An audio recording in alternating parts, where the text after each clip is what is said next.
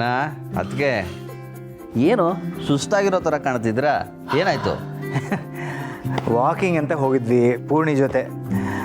ನಡೀತಾ ನಡೀತಾ ಎಷ್ಟು ನಡೆದ್ವಿ ಅಂತ ನಮಗೆ ಗೊತ್ತಿಲ್ಲ, ಕಾಲುಗಳೆಲ್ಲ ಬಿದ್ದೋಗ್ಬಿಟ್ಟಿದೆ. ಎಷ್ಟು ದೂರ ಆದರೂ ಸರಿ ನಡೀರಿ ನಡೀರಿ ಅಂತ ಕಿಲೋಮೀಟ್ರ್ ಗಟ್ಟಲೆ ನಡೆಸ್ಬಿಟ್ರಿ. ಈಗ ನೋಡಿ 2 ಹೆಜ್ಜೆ ಇಡೋಕ್ಕೂ ಕಷ್ಟ ಆಗ್ತಾ ಇದೆ.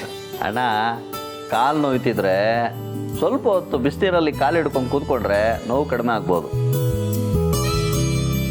ಶಾರ್ವರಿ ಹೋಗು, ಅಣ್ಣ ಅತ್ತಿಗೆಗೆ ಬಿಸಿನೀರಲ್ಲಿ ಕಾಲು ಹಿಡ್ಕೊಂಡು ಕೂತ್ಕೊಳ್ಳೋದಕ್ಕೆ ಬಕೆಟ್ನಲ್ಲಿ ಬಿಸಿನೀರು ತಗೊಂಬ ಹೋಗು.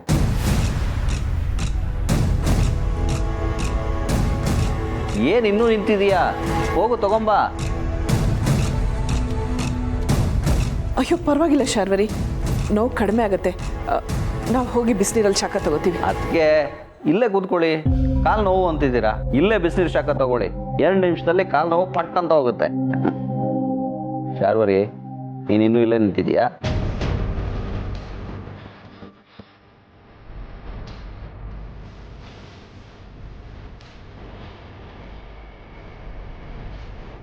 ಶಾರ್ವರಿ ಅಲ್ಲಿ ಅಣ್ಣ ಕೂತ್ಕೋ. ಶಾರ್ವರಿ ನೋಡೋಕೆ ಮುದ್ದಾಗಿ ಹೂವಿನ ಥರ ಕಾಣ್ತಾಳೆ, ಆದರೆ ಕಲ್ಪ್ ಹೃದಯ. ಮಹೇಶ ಅಂದರೆ ಮನಸ್ಸು ಗಟ್ಟಿ ಮನಸ್ಸು ಒಂದೇ ಅಣ್ಣ. ಶಾರ್ವರಿ ಕೊಡು, ನೀನು ಕೊಡು, ತಗೋ ಅಣ್ಣ.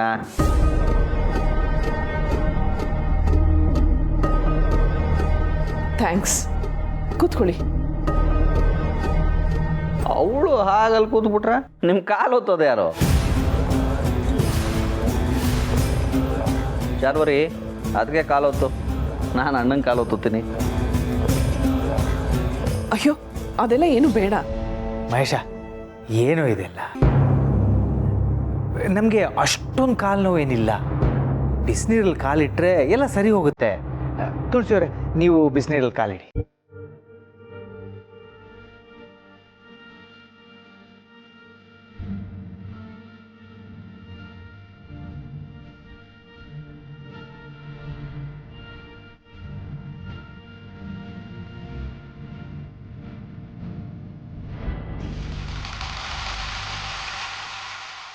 ಅಣ್ಣ, ದೊಡ್ಡವರು ಸೇವೆ ಮಾಡಿದ್ರೆ ಕಿರಿಯರಿಗೆ ಶ್ರೇಯಸ್ಸಂತೆ.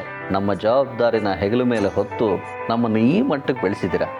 ನಿಮ್ಮ ಕಾಲು ಒತ್ತಿದ್ರೆ ತಪ್ಪೇನು? ಶಾರ್ವರಿ ಬಾ, ಕೆಳಗೆ ಕೂತ್ಕೋ. ಅಯ್ಯೋ ಖಂಡಿತ ಬೇಡ, ನಂಗೆ ಕಾಲು ನೋವು ಕಮ್ಮಿ ಆಯಿತು, ನಾನು ಹೊರಗೆ. ನೀವು ಸುಮ್ಮನಿರಿ, ನೀವು ಇರಿ ಒಂದು ನಿಮಿಷ. ಶಾರ್ವರಿ ಕೆಳಗೆ ಕೂತ್ಕೋ.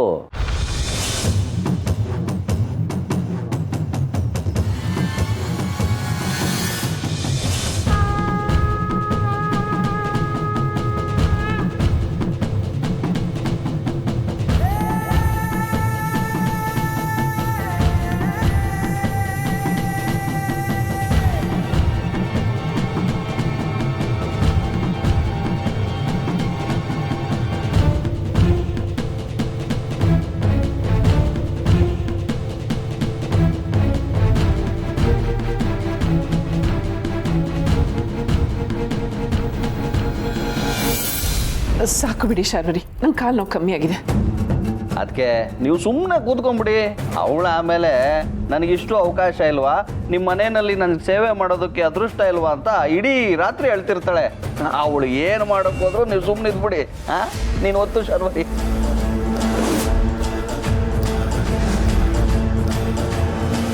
ಈ ಮನೆಗೆ ಬರೋಕ್ಕೆ, ನಿಮ್ಮನ್ನೆಲ್ಲ ಪಡೆಯೋಕ್ಕೆ ನಾನು ತುಂಬ ಅದೃಷ್ಟ ಮಾಡಿದ್ದೆ. ಅದೃಷ್ಟ ಅಂತಂದರೆ ತಪ್ಪಾಗ್ಬೋದು, ಪುಣ್ಯ ಮಾಡಿದ್ದೆ ಅಂತ ಹೇಳ್ಬೋದು. ನೀವು ಮಾತ್ರ ಅಲ್ಲ, ಅದಕ್ಕೆ ಶಾರ್ವರಿ ಅಂತ ಹೆಂಡ್ತಿನ ಪಡೆಯೋದಕ್ಕೆ ನಾನು ತುಂಬ ಪುಣ್ಯ ಮಾಡಿದ್ದೆ. ಆ ಪುಣ್ಯದ ಫಲನ ತುಂಬ ಅನುಭವಿಸ್ಬಿಟ್ಟಿದ್ದೀನಿ ಬಿಡಿ.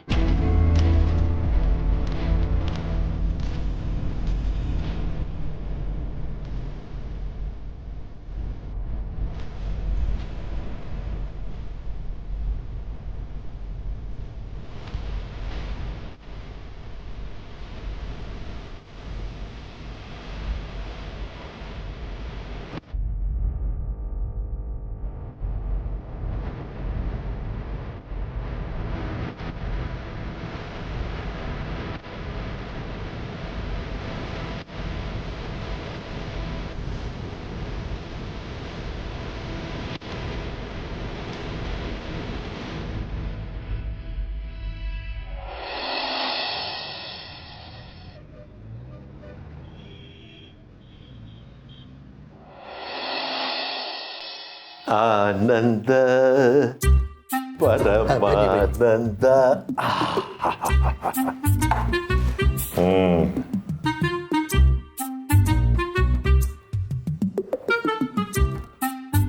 ರವೀಂದ್ರ ಅವರೇ, ಈಗ ನೀವು ಕಾದಂಬರಿ ಓದ್ತಾ ಇದ್ದೀರಿ. ಮೊದಲನೇ ಪುಟ ಓದು ಮುಗಿಸಿ ಎರಡನೇ ಪುಟಕ್ಕೆ ಹೋದಾಗ ಮೊದಲನೇ ಪುಟದಲ್ಲಿ ಏನಿತ್ತು, ಏನ್ ಓದಿದ್ದೆ ಅನ್ನೋದು ಮರ್ತೋಗಲ್ವೇ? ಅದಕ್ಕೆ ನಾನೇನು ಮಾಡ್ತೀನಿ, ಎರಡನೇ ಪುಟ ಮೊದಲು ಓದ್ಕೊಂಡ್ಬಿಡ್ತೀನಿ, ಆಮೇಲೆ ಮೊದಲನೇ ಪುಟ ಓದ್ತೀನಿ. ಸಿಗಲ್ಲ ಬಿಡಿ, ನಿಮ್ಮದವ್ರದವ್ರು ಹುಡುಕಿದ್ರು ಪ್ರಪಂಚದಲ್ಲಿ ಸಿಗಲ್ಲ.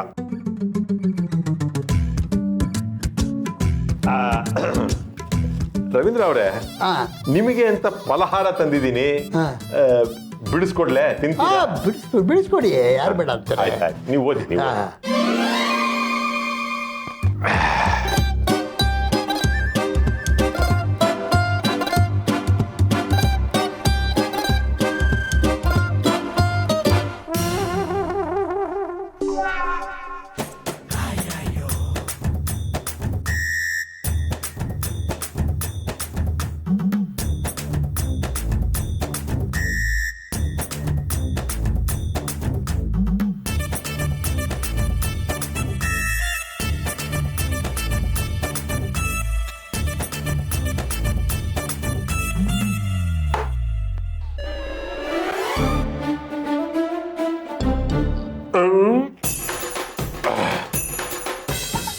ಹಣ್ಣು ಬಹಳ ಚೆನ್ನಾಗಿತ್ತಲ್ವೇ?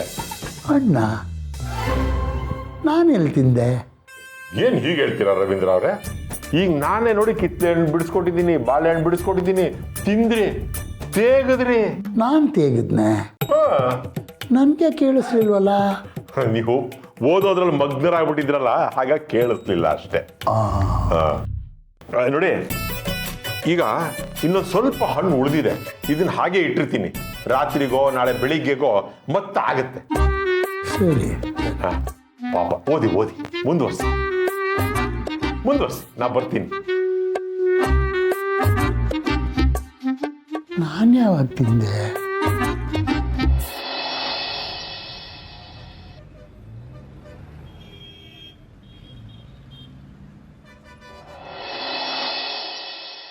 ಅಭಿ, ಅಭಿ,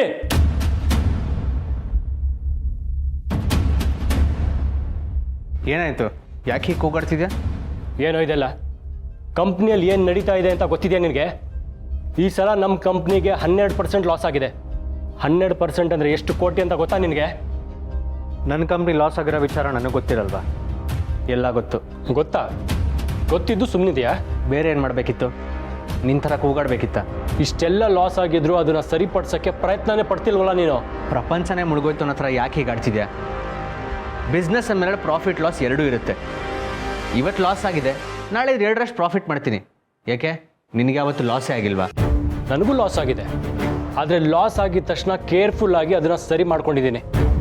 ನಾನು ಅದನ್ನೇ ಮಾಡ್ತೀನಿ ಬಿಡು. ಮಾಡ್ತೀಯಾ? ಆದರೆ ಯಾವಾಗ? 12% ಅಂತಂದರೆ ಇದು ಒಂದೆರಡು ದಿನದ ನೆಗ್ಲಿಜೆನ್ಸಿಂದ ಆಗಿರೋ ಲಾಸ್ ಅಲ್ಲ. ಹೊಡೆತ ಬಿದ್ದ ತಕ್ಷಣ ಎಚ್ಚೆತ್ಕೋಬೇಕೆ ಹೊರತು ಹಾಗೆ ಮಲ್ಕೊಂಡಿದ್ರೆ ಮತ್ತಾವತ್ತೂ ಹೇಳೋಕ್ಕಾಗಲ್ಲ. ಈಗ ನಿಮ್ಮನ್ನು ಯಾರು ಕೇಳಿದ್ದು? ಆ ಕಂಪ್ನಿನ ನನಗೆ ವಹಿಸಿದ್ದೀರಾ ಅಂದಮೇಲೆ ಅದರಲ್ಲಿ ಏನೇ ಆದರೂ ಅದು ನನ್ನ ಜವಾಬ್ದಾರಿ. ನಿಮ್ಮ ಉಪದೇಶಗಳು ನನಗೆ ಬೇಕಾಗಿಲ್ಲ. ಕಂಪ್ನಿ ನಡೆಸ್ತಿರೋ ನಾನು ತಾನೇ, ಅದರಲ್ಲಿ ಲಾಭನೋ ನಷ್ಟನೋ ಅದನ್ನು ನಾನು ನೋಡ್ಕೋತೀನಿ. ಇದರಲ್ಲೆಲ್ಲ ತಲೆ ಹಾಕೋದಕ್ಕೆ ನೀವು ಯಾರು?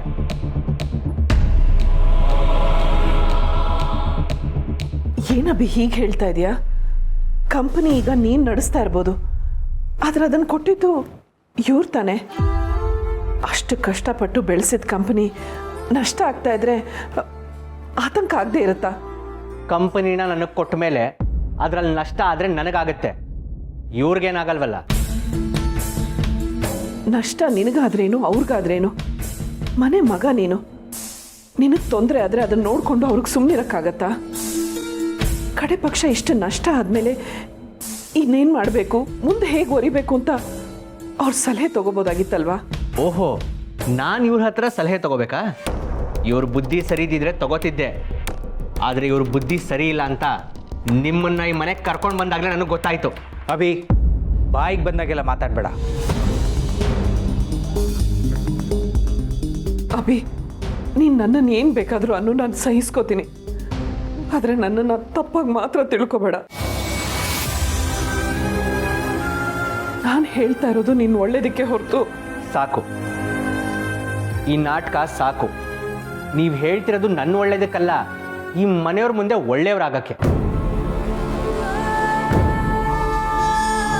ಈ ಥರ ಬಣ್ಣದ ಮುಖವಾಡ ಹಾಕೊಂಡು ನನ್ನ ಮುಂದೆ ಬರೋ ಅವಶ್ಯಕತೆ ಇಲ್ಲ. Stop it Abhi.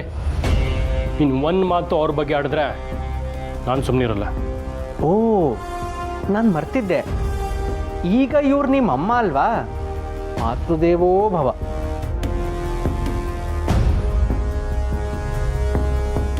ಅಂತೂ ಇವ್ರ ಮಾತು ಕಟ್ಕೊಂಡು ನೀನು ನನ್ನ ಮೇಲೆ ಕೂಗಾಡೋ ಹಾಗಾಗ್ಬಿಟ್ಟೆ. ಸಾರ್ಥಕ ಆಯ್ತು. ನಮ್ಮಲ್ಲೇ ಜಗಳ ತಂದಿಟ್ಟು ಅಣ್ಣ ತಮ್ಮ ಹೊಡೆದಾಡ್ಕೊಂಡು ಸಾಯ್ಬೇಕು, ಆಗ್ಲೇ ಇವ್ರಿಗೆ ಸಮಾಧಾನ.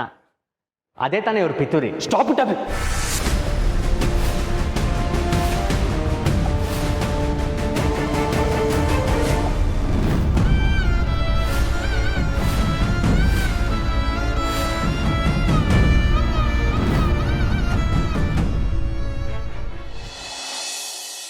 ಕಿತ್ಲೆಹಣ್ಣು ಸ್ವಲ್ಪ ಹುಳಿ ಇತ್ತು, ಬಾಳೆಹಣ್ಣು ಬಿಸಿಲಿಗೆ ಹಣ್ಣಾಗ್ಬಿಟ್ಟಿದೆ.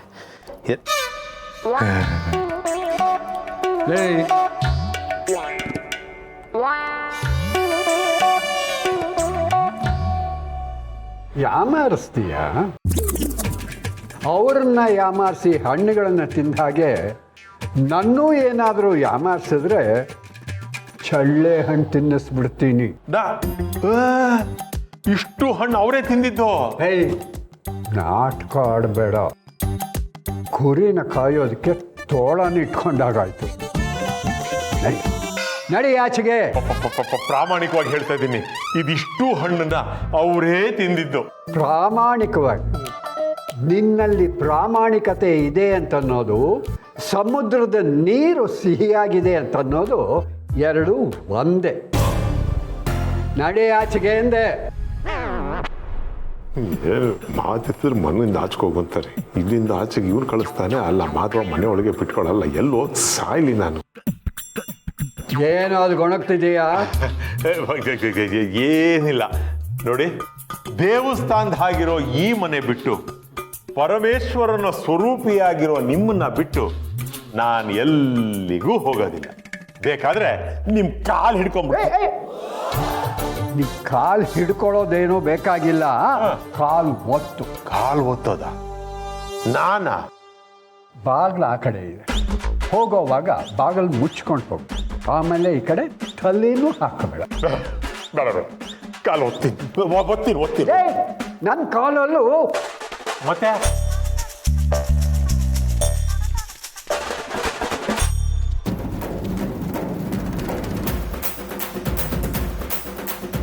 ಕಾರ್ಯವಾಸಿ ಕತ್ತೆ ಕಾಲು ಹಿಡ್ಕೋ ಅಂತ ಗಾದೆ ಮಾತಿದೆ. ನಾನು ಸ್ವಲ್ಪ ಬದಲಾಯಿಸ್ಕೊತೀನಿ, ಕಾರ್ಯವಾಸಿ ಕತ್ತೆ ಕಾಲು ಒತ್ತು ಅಂತ. ಅಂದ್ರೆ ಕಾರ್ಯವಾಸಿ ಕತ್ತೆ ಕಾಲು ಒತ್ತು ಅಂತ.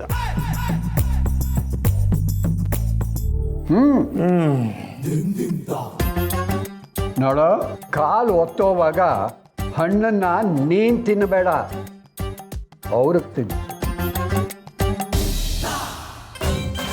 ನಾ ಮಾಡಿದ ಕರ್ಮ ಬಲವಂತ. ಏನ್ ತಾತ ಇದೆಲ್ಲ? ಇನ್ನು ಎಷ್ಟು ದಿನ? ಆ ಹೊತ್ತು ಫೋನ್ ಮಾಡಿ ಮಾತಾಡಿದ್ದು ಮಾಧವ ಅಲ್ಲ, ನೀನು ಅಂತ ಅವನಿಗೆ ಗೊತ್ತಾಗೋವರೆಗೂ. ಅಭಿ, ಬೇಡ, ಸಮಾಧಾನ ಮಾಡ್ಕೊ. ನನ್ನಿಂದಾಗಿ ನೀವಿಬ್ರು ಯಾಕೆ ಮನ್ಸು ಕೆಡ್ಸ್ಕೊತೀರಾ? ಅಭಿ, ನಾನು ಮಾತಾಡಿದ್ದು ನಿನ್ನ ಮನ್ಸಿಗೆ ನೋವಾಗಿದ್ರೆ ದಯವಿಟ್ಟು ಕ್ಷಮಿಸ್ಬಿಡಪ್ಪ, ಬೇಜಾರು ಮಾಡ್ಕೋಬೇಡ. ನೀವ್ಯಾಕಮ್ಮ ಇವನ ಹತ್ರ ಕ್ಷಮೆ ಕೇಳ್ತಿದ್ದೀರಾ? ತಪ್ಪು ಮಾಡಿರೋದು ಇವನು ನನ್ನ ತಮ್ಮ ಅಂತ ಹೇಳ್ಕೊಳಕ್ಕೆ ಬೇಜಾರಾಗ್ತಿದೆ. ಆಹಾ, ಇದೇ ತಾನೇ ನಿಮಗೆ ಬೇಕಿದ್ದು. ಈಗ ಸಮಾಧಾನ ಆಯ್ತಾ?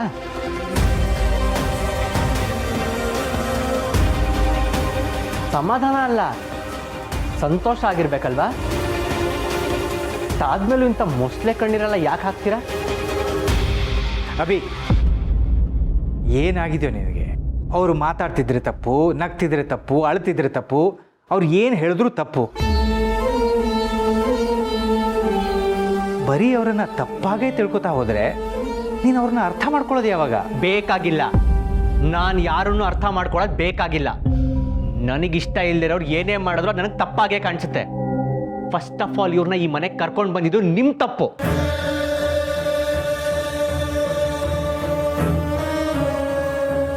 ಇಷ್ಟೆಲ್ಲ ಮಾತಾಡ್ತಿದ್ಯಾ? ಇಷ್ಟೆಲ್ಲ ಮಾತಾಡ್ತಿರೋನ್ಗೆ ಒಂದು ವಿಷಯ ನೆನಪಿಲ್ಲ ಅನ್ಸುತ್ತೆ. ದೀಪಿಕಾ ನಿನ್ಗೆ ಸಿಕ್ಕಿಲ್ಲ ಅಂತ ಒದ್ದಾಡ್ತಿರುವಾಗ ಎಲ್ಲ ತೊಂದರೆಗಳನ್ನ ಮೀರಿ ನಿನ್ನ ಮದುವೆ ಮಾಡಿಸಿದ್ದು ಇವರು.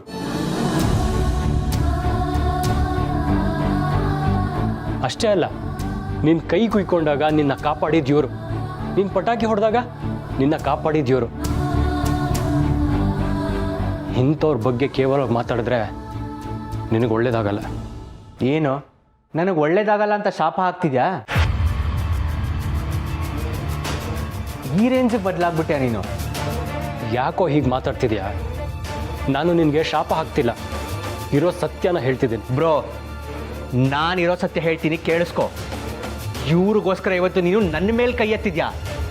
ನಾನು ಹಾಳಾಗೋಗ್ಲಿ ಹತ್ರ ಮಾತಾಡ್ತಿದ್ಯಾ. ಇವ್ರ ಪರವಾಗಿ ಮಾತಾಡ್ತಾ ನಾನು ನಿನ್ನ ತಮ್ಮ ಅನ್ನೋದನ್ನೇ ಮರ್ತಿದ್ಯಾ.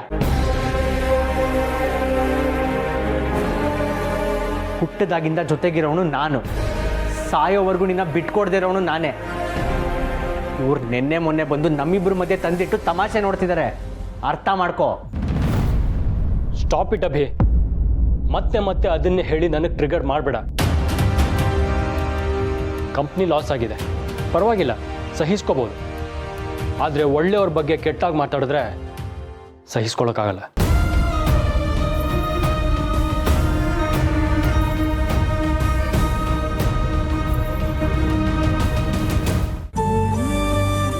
ಓಕೆ, ಹೀಗಾಗಿದ್ದೆಲ್ಲ ಆಗೋಯ್ತು.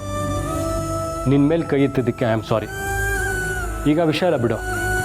ನಮ್ಮ ಲಾಸ್ನ ಹೇಗೆ ರಿಕವರ್ ಮಾಡ್ಕೋಬೇಕು ಅನ್ನೋದ್ರ ಬಗ್ಗೆ ಮಾತಾಡೋಣ. ಬೇಕಾಗಿಲ್ಲ. ಇಷ್ಟೆಲ್ಲ ಆದಮೇಲೆ ನಿನ್ನ ಹತ್ರ ಮಾತಾಡೋ ಅವಶ್ಯಕತೆ ನನಗಿಲ್ಲ.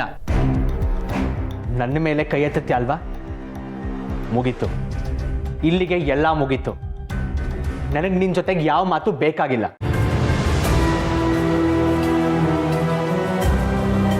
ಹೀಗೆಲ್ಲ ಆಡಬೇಡ ಅಭಿ. ಏನೋ ಕೋಪದಲ್ಲಿ ನಿನ್ನ ಮೇಲೆ ಕೈ ಎತ್ತಿಬಿಟ್ಟೆ, ಸಾರಿ. ನಿನಗೂ ಕೋಪ ಬಂದಾಗ ಏನೇನೋ ಮಾಡ್ತೀಯಲ್ಲ, ನನಗೆ ಮಾತ್ರ ಸಿಟ್ಟು ಬರಬಾರ್ದಾ? ಸಿಟ್ಟು ಬಂದಿದ್ದು ಆಯಿತು, ನನ್ನ ಮೇಲೆ ಕೈ ಎತ್ತಿದ್ದು ಆಯಿತು, ಅಣ್ಣ ತಮ್ಮ ಅನ್ನೋ ಸಂಬಂಧಕ್ಕೆ ಕೊಳ್ಳಿ ಬಿದ್ದಿದ್ದು ಆಯಿತು.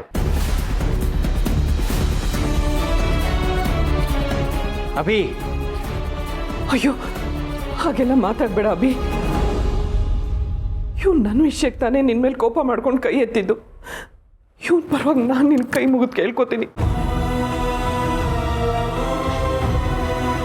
ದಯವಿಟ್ಟು ಇನ್ಯಾರು ಇನ್ನೇನು ಮಾತಾಡಬೇಡಿ. ಇದನ್ನೆಲ್ಲ ಇಲ್ಲಿಗೆ ಬಿಟ್ಬಿಡಿ. ಹೇಗೆ ಬಿಟ್ಬಿಡಕ್ಕಾಗತ್ತೆ? ಖುಷಿಯಾಗಿ ಕಳೆದ ಕಾಲನ ಹೇಗೋ ಮರ್ತ್ಬಿಡ್ಬೋದು, ಆದರೆ ಮನ್ಸಿಗೆ ನೋವಾಗಿರೋದನ್ನ ಅಷ್ಟು ಈಸಿಯಾಗಿ ಮರೆಯೋಕ್ಕಾಗಲ್ಲ. ಇವತ್ತಿನ ದಿನ ನಾನು ಯಾವತ್ತಿಗೂ ಮರೆಯಲ್ಲ. ಇದಕ್ಕೆಲ್ಲ ನಾನು ಉತ್ತರ ಕೊಟ್ಟೇ ಕೊಡ್ತೀನಿ.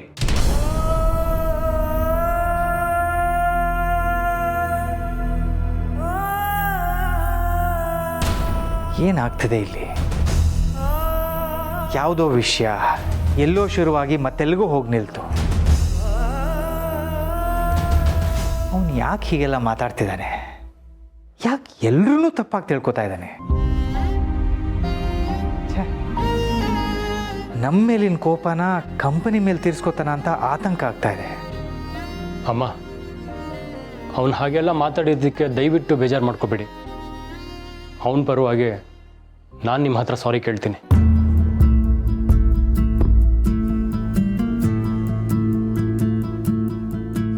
ನನ್ನ ಮಗನ ಮಾತಿಂದ ನಿಮ್ಮ ಮನಸ್ಸಿಗೆ ನೋವಾಯ್ತಲ್ವ?